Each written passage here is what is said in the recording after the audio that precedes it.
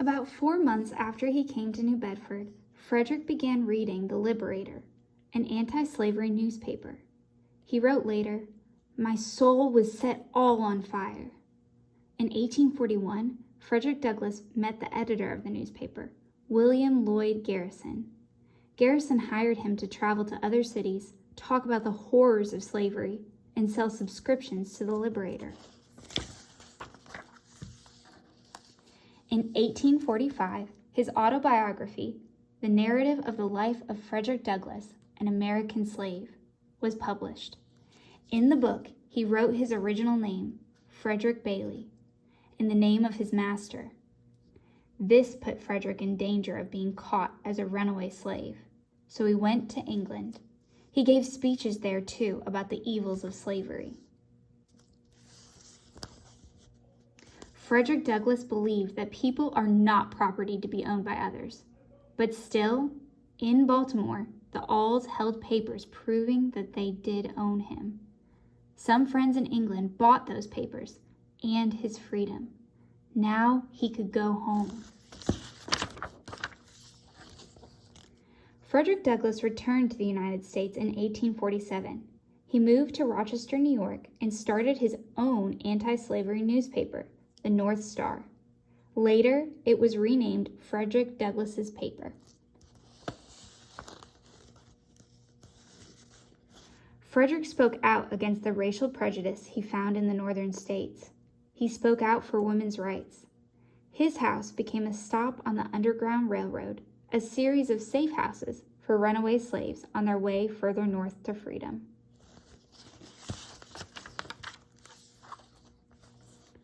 On April 12, 1861, the 4-year-long Civil War between the Northern Union Army and the Southern Confederate Army began.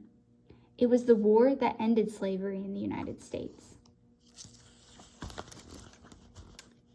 In 1863, Frederick Douglass helped gather soldiers for the first black unit in the Union Army. 3 of his sons joined. But Frederick Douglass soon learned that black soldiers were paid much less than whites and were given poor equipment and little training. He told this to President Lincoln. The president told Frederick Douglass to be patient. Progress in the rights of African Americans would come slowly.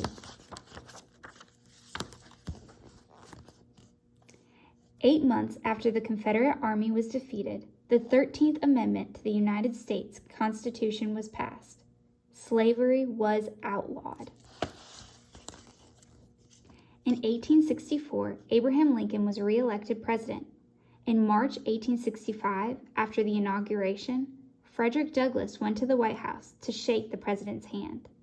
At first, he was not allowed in because he was African American. President Lincoln had him shown in, and as he entered the hall, the president said, "Here comes my friend, Douglass." Several weeks later, on April 14th, President Lincoln was shot. He died the next day.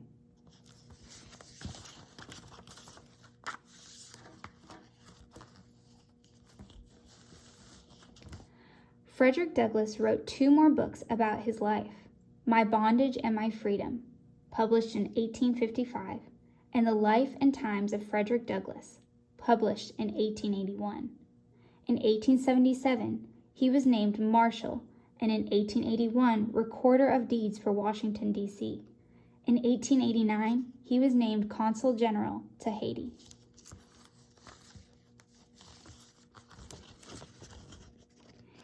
In 1882, Anna Douglass died. 2 years later, Frederick married Helen Pitts, a white woman. Both blacks and whites were upset by the marriage.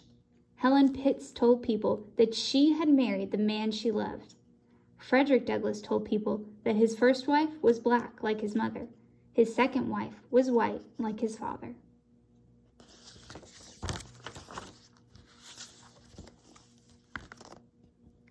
During his last years, Frederick Douglass spoke out against the mob violence and lynchings of African Americans in the South. He wrote that every Southerner breeze was tainted and freighted with Negro blood. Frederick Douglass had helped lead the struggle to end slavery. He had hoped to see blacks and whites throughout the United States living together in peace. He never did. On February 20th, 1895, after attending a meeting on women's rights, Fredrick had a heart attack and died. He was 77 years old.